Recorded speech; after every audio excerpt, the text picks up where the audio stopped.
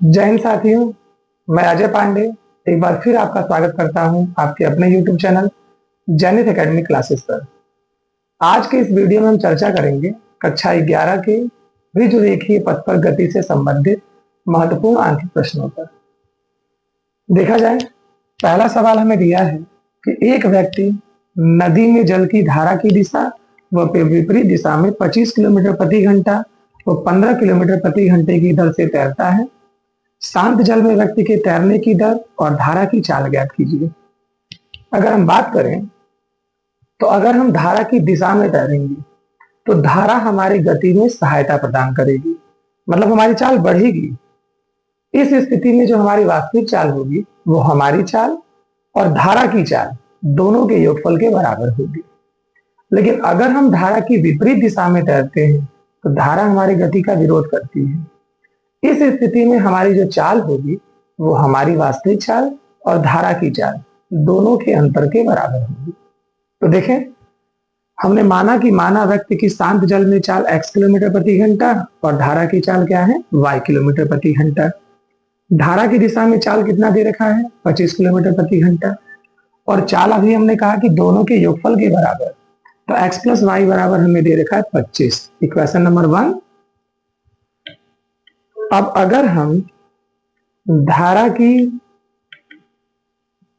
विपरीत दिशा में चाल निकालें तो धारा की विपरीत दिशा में चाल हमें दे रखा है 15 किलोमीटर प्रति घंटा। विपरीत दिशा में चाल दोनों के डिफरेंस के बराबर, तो x माइनस वाई बराबर 15। दोनों इक्वेशन सॉल्व कर लीजिए। अगर हम समीकरण 1 में समीकरण 2 जोड़ दें तो ध्यान से देखिएगा, x में x जोड़ेंगे 2x प्लस y से माइनस y कैंसिल, 25 में 15 जोड़ेंगे 40, 2 से काट दीजिए तो ये हो जाता है 20 किलोमीटर प्रति घंटा। मतलब व्यक्ति की चाल कितनी है, 20 किलोमीटर प्रति घंटा। अब अगर ये वैल्यू हम समीकरण 1 में रख दें तो समीकरण 1 है x प्लस वाई बराबर 25। x का मान हमें 20 मिला प्लस y बराबर 25, तो y बराबर 25 में से 20 जाएगा 5। तो इसका मतलब धारा की चाल कितनी है, 5 किलोमीटर प्रति घंटा। कोई दिक्कत नहीं है। अगला सवाल देखें, कह रहा है कि दो रेलगाड़ियां ए और बी प्रत्येक की लंबाई 200 मीटर है, एक दूसरे को 40 सेकंड में ओवरटेक करती हैं तथा एक दूसरे को 20 सेकंड में पार करती हैं। प्रत्येक रेलगाड़ी की चाल ज्ञात कीजिए। ओवरटेक का मतलब क्या है? ओवरटेक करने का मतलब कि एक रेलगाड़ी है, इस रेलगाड़ी को एक रेलगाड़ी पीछे से पार करने का प्रयास कर रही है। मतलब जिस दिशा में पहली रेलगाड़ी चल रही है उसी दिशा में दूसरी भी रेलगाड़ी चल रही है। ये पीछे वाली रेलगाड़ी इसको ओवरटेक कर रही है, मतलब इसके आगे बढ़ने का प्रयास कर रही है।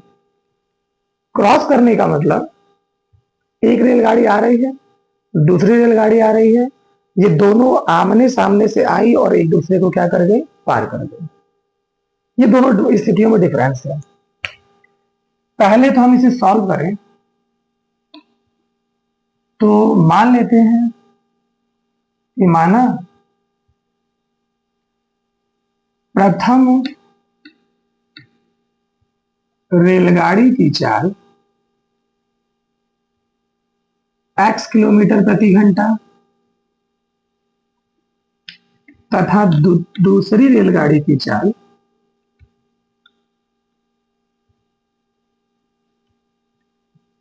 y किलोमीटर प्रति घंटा है।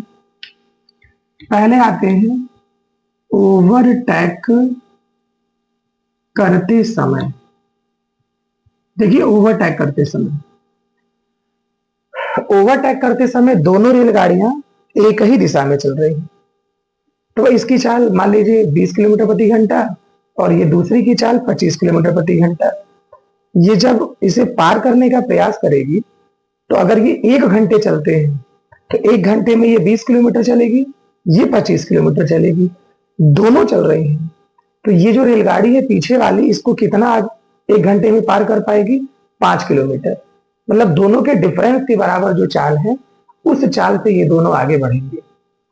तो यहां पर ओवरटेक करते समय जो चाल हमें मिल रही है वो x माइनस वाई। दूरी कितनी चलनी है? तो भाई पहली रेलगाड़ी हमारी 200 मीटर लंबी, दूसरी भी 200 मीटर लंबी। इसे पूरा पार करने के लिए 400 मीटर चलना पड़ेगा, क्योंकि पहली रेलगाड़ी को भी हमें पार करना है, दूसरी रेलगाड़ी को भी पार करना है। तो टोटल कितना चलना है? 400 मीटर। तो दूरी कितनी चलनी है? 400 मीटर। समय देखा जाए तो समय बराबर फार्मूला है दूरी बटे चाल।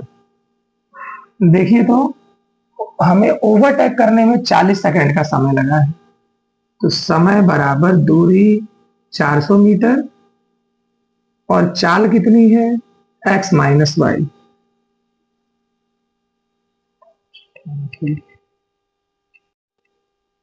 अब आते हैं दूसरे सवाल पे। दिया है कि दो रेलगाड़ियां ए और बी प्रत्येक की लंबाई 200 मीटर है, एक दूसरे को 40 सेकंड में ओवरटेक करती हैं और एक दूसरे को 20 सेकंड में पार कर जाती हैं। प्रत्येक रेलगाड़ी की चाल ज्ञात कीजिए। देखिए ध्यान से, यह बात हो रही है कि दो रेलगाड़ियां हैं, पहली और दूसरी। अगर ये रेलगाड़ियां ओवरटेक कर रही हैं, ओवरटेक करने का मतलब कि एक रेलगाड़ी आगे आगे चल रही है और दूसरी रेलगाड़ी इसे पीछे से पार करने का प्रयास कर रही है। अगर मान लीजिए ये दोनों एक ही डायरेक्शन में चल रहे हैं, ये इसे पार करने का प्रयास कर रही है। इसकी चाल मान लीजिए 20 किलोमीटर प्रति घंटा है और इसकी चाल है 25 किलोमीटर प्रति घंटा। अगर दोनों केवल एक ही घंटा चले तो एक घंटे में ये 20 किलोमीटर चलेगी और उसी एक घंटे में ये 25 किलोमीटर चलेगी। मतलब इस वाली रेलगाड़ी से ये कितना आगे बढ़ेगी? 5 किलोमीटर। भाई ये भी तो 20 किलोमीटर चल रही है, ये 25 किलोमीटर, तो 5 ही किलोमीटर तो आगे बढ़ रही है। मतलब जो चाल है वो चाल दोनों के डिफरेंस के बराबर है, उसी चाल से हम आगे बढ़ेंगे। दूरी कितनी चलेंगे? तो भाई 200 मीटर लंबी ये है, 200 मीटर लंबी ये है, तो दूरी तो हमें दोनों के बराबर चलनी है। 200 200 कितना चलना है? 400। तो पहले ओवरटेक करते समय देखा जाए, ओवरटेक करते समय हम दूरी कितनी चलेंगे? दूरी तो चलेंगे भाई 400 मीटर। चाल क्या होगी? दोनों के डिफरेंस के बराबर। और समय कितना लग रहा है? तो समय हमें दे रखा है 40 सेकंड लग रहा है। तो फार्मूला है चाल बराबर दूरी बटा समय। तो चाल हमारी कितनी है? x minus Y. दूरी कितनी है? 400। समय कितना है? 40। तो 40 दाम में 400, तो x माइनस वाई बराबर मिलता है 10। Equation number 1। अब देखें क्रॉस करते समय, क्रॉस करने का मतलब कि ये रेलगाड़ी इस डायरेक्शन में है तो ये इसके अपोजिट डायरेक्शन में है, दोनों एक दूसरे को पार कर रहे हैं आमने सामने से, ये क्रॉस करते समय। अब अगर दोनों विपरीत दिशा में चल रहे हैं तो भाई चाल दोनों की जुड़ेगी, 25 और 20, 45 किलोमीटर प्रति घंटा। दूरी तो अब भी हमें उतनी ही चलनी है, 200 मीटर इसकी, 200 मीटर इसकी, 200 200 कितना हुआ? 400 मीटर। मतलब वो क्रॉस करते समय चाल दोनों की हम जोड़ेंगे। दूरी 400 मीटर, समय हमें दे रखा है, समय को हम उसके हिसाब से लेके चलते हैं। देखा जाए तो अब आते हैं क्रॉस करते समय। अब क्रॉस करते समय देखें तो क्रॉस करते समय भी दूरी कितनी है? दूरी है 400 मीटर। चाल दोनों की जुड़ेगी x प्लस वाई और समय कितना लगता है? 20 सेकेंड। अब देखा जाए तो अब फार्मूला वही, चाल बराबर दूरी बटा समय। तो चाल कितनी है? x plus Y. दूरी कितनी? तो दूरी तो हम 400 मीटर ही चल रहे हैं। समय कितना? 20। 20 से काटेंगे तो 20 बार में कटेगा समीकरण नंबर 2। ये पहला समीकरण, ये दूसरा समीकरण, दोनों को सॉल्व करना है। तो अब आते हैं समीकरण 1 में अगर हम समीकरण 2 को जोड़ दें तो समीकरण एक में समीकरण दो को जोड़ेंगे तो x प्लस एक्स 2x, ये माइनस वाई से प्लस वाई कैंसिल, और 20 में 10 जोड़े 30, 2 से कैंसिल करते हैं मिलता है 15। अब y का मान निकाल लें। y का मान निकालना है तो हम किसी भी इक्वेशन में रख सकते हैं। समीकरण एक से निकालिए चाहे समीकरण दो से निकालिए। हम समीकरण दो से चलते हैं। समीकरण दो से है x प्लस वाई बराबर 20। x का मान 15 है, 15 प्लस वाई बराबर 20, तो y बराबर कितना मिलता है 5। मतलब हमारे पास दोनों रेलगाड़ियों की चाल है।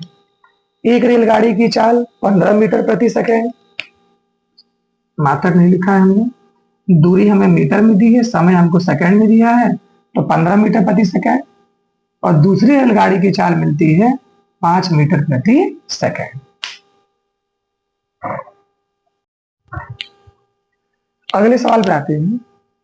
कह रहा है कि दो रेलगाड़ियां ए तथा बी समांतर पटरियों पर क्रमशः 60 किलोमीटर प्रति घंटा और 45 किलोमीटर प्रति घंटे की चाल से दौड़ रही हैं।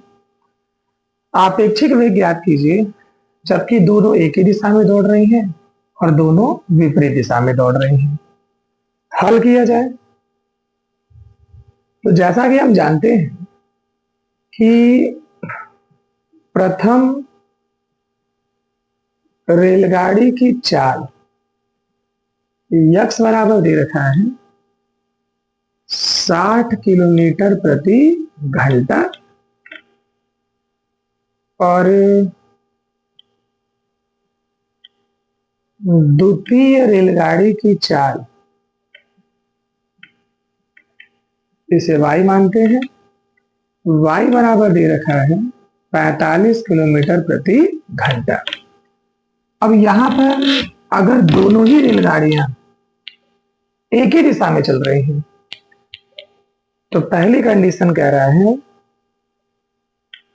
कि यदि दोनों रेलगाड़ियां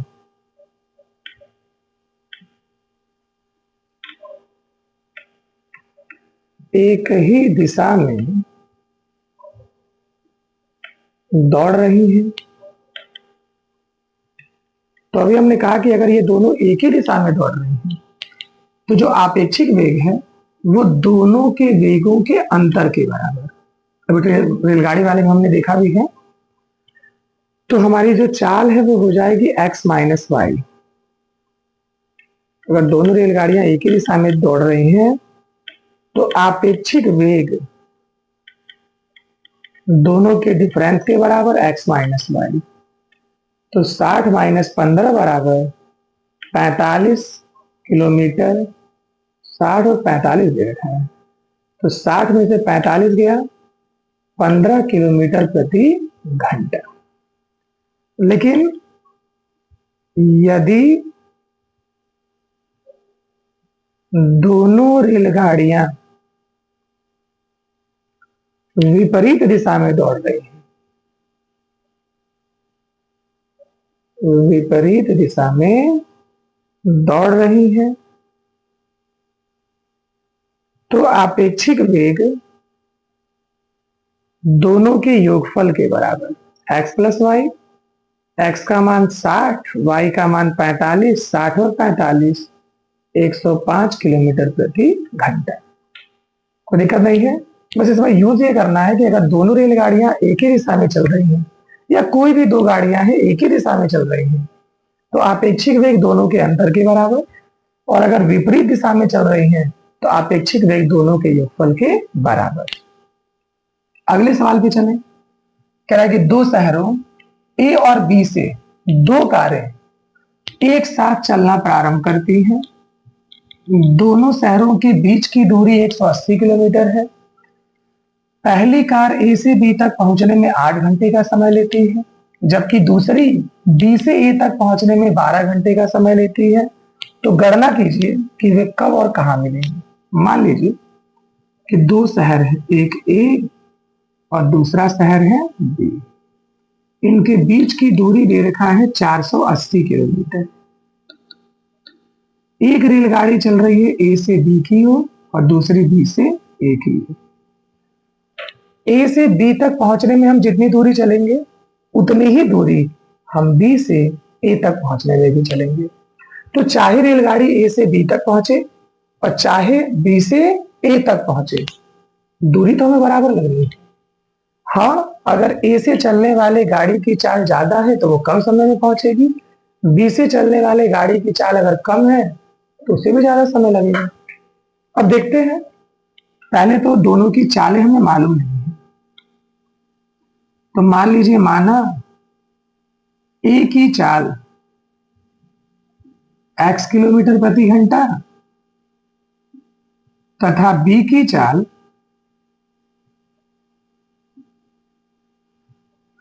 y किलोमीटर प्रति घंटा है। अब देखिए, जो ए से बी तक जाने वाली गाड़ी है उसके लिए तो ए से बी तक जाने वाली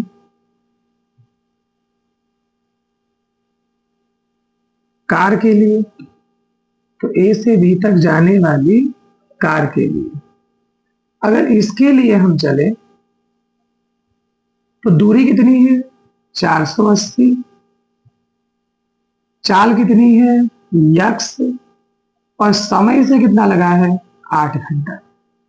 भाई हमारी दूरी कितनी है, तो दूरी बराबर चाल गुणे समय। सवाल का फॉर्मूला थोड़ा गलत हो रहा है। ए से बी तक जाने वाली कार के लिए हम चाल की कैलकुलेशन करें तो चाल बराबर दूरी बटा समय। चाल कितनी है, हमने मान रखी है x, दूरी चलनी है 480, समय कितना लेती है 8, तो 8 पच्चे 40, 8 छक्के 48, तो x का मान मिल गया 60 किलोमीटर प्रति घंटा। अब दूसरे की देखें, तो B से A तक जाने वाली कार के लिए, इसके लिए भी यही फॉर्मूला, चाल बराबर दूरी बटा समय। तो इसकी चाल को हमने माना है y, दूरी तो 480 ही है, समय इसने कितना लिया है 12, 12 चौकों 48, तो मिलता कितना है 40 किलोमीटर प्रति घंटा। दोनों कारों की चाल हमको मालूम चल चुकी है। अब कह रहा है कि ये दोनों कब और कहां मिलेंगी। तो चलिए मान लीजिए ये कार यहां से चलती है, ये यहां से चलती है, कुछ दूरी पर आकर मिल जाती है। मान लो कि यहां पर ये मिल रही है, ये 480 किलोमीटर था, अगर इसने 200 किलोमीटर चला तो बाकी 280 किलोमीटर ये चलेगी, तभी तो दोनों यहां तक पहुंचेंगी। मतलब दोनों के द्वारा चली गई दूरियों का अगर हम योगफल निकालेंगे तो योगफल हमें कितना मिलेगा 480। तो लेके चलते हैं, हमारे पास मान लेते हैं कि माना दोनों कारें t समय बाद मिलेंगी, t समय बाद मिलेंगी, तो दोनों के द्वारा चली गई दूरी कितनी 480। पहले द्वारा चली गई दूरी निकालें, दूरी बराबर चाल गुणे समय। पहले की चाल है x और समय हमने माना t, दूसरे की चाल है y, समय हमने माना t, और दोनों कितना चलेंगे मिलकर 480 किलोमीटर। x का मान हमें मिला है 60, y का मान हमें कितना मिला है 40, बराबर y का मान मिला है 40, बराबर कितना 480, 60 40 100, बराबर 480। 100 से अगर हम भाग देते तो मिलता है 4.8 घंटा। मतलब दोनों कितने समय के बाद मिलेंगी 4.8 घंटे के बाद। कितनी दूर मिलेंगी, तो अगर ए से दूरी निकालते हो तो ए की चाल लेके चलिए, बी की दूरी निकालते हो तो बी से चाल लेके चलिए। हम ए से दूरी निकालते हैं, तो ए से बिंदु की दूरी, तो ए से हमारी पहले ही तो कार चली है, दूरी बराबर चाल गुणे समय।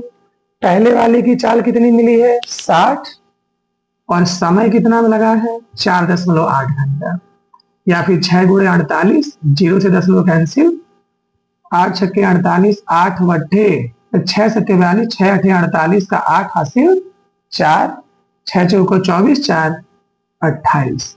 मतलब 288 किलोमीटर की दूरी पर चलने के बाद ये रेलगाड़ियां मिलेंगी। और कितने घंटे बाद? 4.8 घंटे के बाद। अब आते हैं अगले सवाल पे। कह रहा है कि दो रेलगाड़ियां ए तथा बी, जिनमें से प्रत्येक की लंबाई 100 मीटर है, दो समांतर पटरियों पर विपरीत दिशाओं में गतिमान है। जब ये रेलगाड़ियों के ड्राइवर एक दूसरे को क्रॉस करते हैं तो इनके त्वरण क्रमशः 60 किलोमीटर प्रति घंटा, ये चीजें मेंशन कर रखी है, ठीक है। कह रहा है कि दो ट्रेनें हैं, मान लीजिए पहली ट्रेन और ये है दूसरी ट्रेन। दोनों ट्रेनें विपरीत दिशा में चल रही हैं, एक दूसरे को क्रॉस करेंगी। पहले की भी लंबाई दे रखा है 100 मीटर, दूसरे की भी लंबाई दे रखा है 100 मीटर। अब जब ये दोनों रेलगाड़ियां विपरीत दिशाओं में चलेंगी तो कितनी लंबाई चलेंगी? भाई अपने अपने लंबाइयों के योगफल के बराबर, मतलब 200 मीटर चलेंगी। इसमें कुछ दूरी पहले चलेगी, कुछ दूरी दूसरी चलेगी, क्योंकि दोनों गतिमान है। मतलब दोनों के द्वारा चली गई दूरियों का योगफल इनकी लंबाइयों के योगफल के क्या होगा? बराबर। बस इसी का उपयोग करना है। आइए एक एक के लिए चलते हैं। तो पहले चलते हैं प्रथम रेलगाड़ी के लिए। तो प्रथम रेलगाड़ी के लिए वेग कितना दे रखा है? तो दे रखा है 60 किलोमीटर प्रति घंटा। तो 60 किलोमीटर प्रति घंटे को मीटर प्रति सेकंड में बदले तो 5/18 से गुणा, ये कटेगा 6 दहा में 60 और 6 तिहाई 18, 5 दहा में 50/3 मीटर प्रति सेकंड। त्वरण दे रखा है A1 कितना?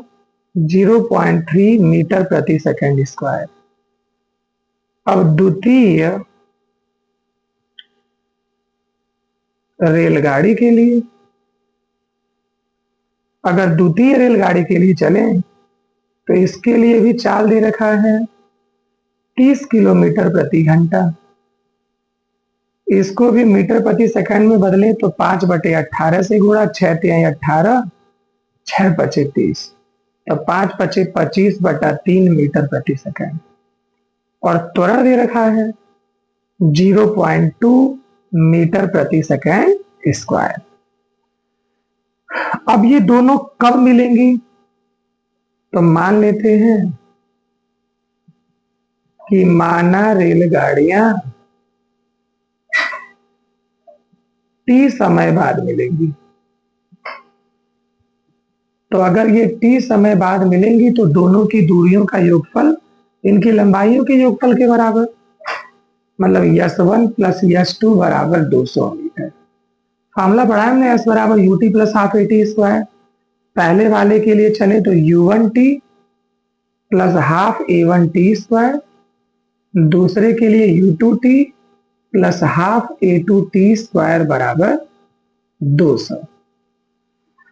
ये U1 U2 वाले टर्म एक पास कर लो तो U1 plus U2 into T, इनमें से हाफ T स्क्वायर कॉमन ले लें तो A1 प्लस A2 बराबर 200। U1 कितना? 50/3 और U2 कितना? 25/3। T है half T square A1 plus A2। A1 है 0.3, A2 है 0.2 बराबर 200।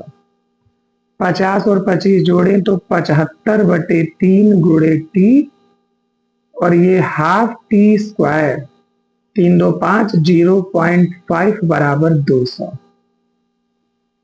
ये 3 से काटे, 25 तिहाई 75, ये 2 से काट दें, 25 दूना 50, इसी को पहले करते हैं T स्क्वायर वाला टर्म, तो 0.25 T स्क्वायर और प्लस 25T, अरे 25 तिहाई 75 और 200 को इधर लेके आ जाए तो -200 बराबर 0।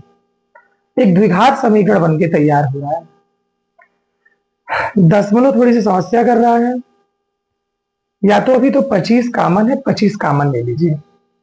सब में से अगर हम 25 कॉमन ले लें तो मिलता है 25 कॉमन, तो 0.01 टी स्क्वायर, 25 से कम 25 और 25/200 बराबर 0। 25 को भाग में करेंगे 0 तो 0.01 T square plus T minus 8 बराबर 0। इस दशमलव को हटा लिया जाए तो दो स्थान पर दशमलव है तो 100 से गुणा, तो T square plus 100 T minus 800 बराबर 0। अब 8 इस इक्वेशन को अगर हम सिद्धाचार्य के फार्मूले से हल करें तो सिद्धाचार्य का फार्मूला हम जानते हैं कि टी बराबर माइनस बी, बी का मान 100 है, plus minus under root B square, 100 का स्क्वायर 10,000, 4 माइनस का 4, ए का मान 1, सी का मान माइनस 800, तो माइनस माइनस प्लस अपान 2a, ए का मान कितना 1, टी बराबर -100 प्लस माइनस अंडर रूट, ये 8 चौको 32 मिलेगा 3200, तो ये हो जाएगा 8 चौको 32, 3200, तो ये हो जाएगा 13,200। 32 जोड़ेंगे 10,000 में तो 13,200। अब बटे में 2 एक कम 2। अब अगर हम माइनस का 100 प्लस माइनस इसका वर्गमूल निकालें तो निकाला जाए वर्गमूल, तो 100 का वर्गमूल तो 10 हो जाएगा। 132 का वर्गमूल निकाला जाए तो एक एक कम एक, एक एक 2, एक से कैंसिल, उतारेंगे 32, कितने से गुणा किया जाए तो वही 2 से गुणा किया जाए, 2 से भी नहीं जाएगा एक बार में, तो 21 एक कम 21, 21 एक 22, 2 में से 1 गया 1, 3 में से 2 गया 1, 10 में लगाए 2 0, तो मिलेगा कितनी बार में भाई 4 बार में, तो 4 चौको 16 का 6 हासिल 1, 4 दूना 8 1 9, 4 दूना 8, 10 में से 6 गया 4, 9 में से 9 गया 0 और 10 में से 8 गया 2, और ये कितना हो जाएगा 228 लगभग। ये अब 0 बढ़ा दे, 2 0 करेंगे 2 8 16, चलो लगभग मिलेगा 11.488 गुणे 100 का वर्गमूल कितना 10। ये वर्गमूल हमने 132 का निकाला है, और 132 गुणे 100, 100 का वर्गमूल कितना 10। इसे अगर अब सॉल्व किया जाए तो सॉल्व करें, इसकी कोई जरूरत नहीं है, मिटा रहे हैं। अगर इसे हम सॉल्व करें तो ये t बराबर माइनस का 100 प्लस माइनस ये हो जाएगा 114.88/2। यहाँ पे अगर हम प्लस का चिन्ह लें तो 114 में से 100 जाएगा 14.88/2, कैंसिल करें 2 सत्ते 14, 2 चौको 8, 7.44 सेकेंड। ये हमारा आंसर है। आप सभी चाहें तो इसका स्क्रीनशॉट ले सकते हैं ताकि बाद में आपको सॉल्व करने में आसानी रहे। स्क्रीनशॉट ले लिया आपने, ठीक है। अब देखिए अगला सवाल दे रखा है कि 2 रेलगाड़ियां ए व बी 2 समांतर पटरियों जो पूरब पश्चिम दिशा में बिछी हैं, इन पर क्रमशः 30 मीटर प्रति सेकंड और 48 मीटर प्रति सेकंड के वेग से ए से पूरब की ओर और बी से पश्चिम की ओर गतिमान है, गणना कीजिए। मतलब 2 रेलगाड़ियां हैं, दोनों रेलगाड़ियां विपरीत दिशा में चल रही है। एक चल रही है ए पूरब से पश्चिम और दूसरी चल रही है पश्चिम से पूरब। तो ठीक है, हल किया जाए तो रेलगाड़ी एक ही चाल, रेलगाड़ी एक ही चाल है 30 मीटर प्रति सेकंड, और रेलगाड़ी बी की चाल है 48 मीटर प्रति सेकंड। अब जानते हैं चूंकि दोनों रेलगाड़ियां विपरीत दिशा में गतिमान है, विपरीत दिशा में गतिमान है। इसलिए कह रहा है पहला सवाल क्या कि रेलगाड़ी बी का रेलगाड़ी ए के सापेक्ष वेग। तो भाई सभी जानते हैं कि अगर ये विपरीत दिशा में गतिमान है तो आपेक्षिक वेग दोनों के योगफल के बराबर। तो दोनों को जोड़ दीजिए, 30 धन 48, 40 30 70, 78 मीटर प्रति सेकेंड। दूसरा सवाल कह रहा है कि रेलगाड़ी बी का पृथ्वी के सापेक्ष वेग। तो भाई पृथ्वी तो स्थिर है ना, तो पृथ्वी स्थिर है तो जिस वेग से रेलगाड़ी बी जा रही है वही हमारी पृथ्वी के लिए आपेक्षिक वेग है। तो किस वेग से जा रही थी? 48 मीटर प्रति सेकंड के वेग से। तो पृथ्वी के सापेक्ष वेग क्या होगा? 48 मीटर प्रति सेकंड। आशा करते हैं आपको ये सारे सवाल समझ में आए होंगे। अगर ये वीडियो आपको अच्छा लगे तो लाइक करें, सब्सक्राइब करें और आने वाले वीडियो के नोटिफिकेशन आपको मिलते रहें, इसलिए बेल आइकन को जरूर दबाएं। जय हिंद, मिलते हैं फिर अगले वीडियो में।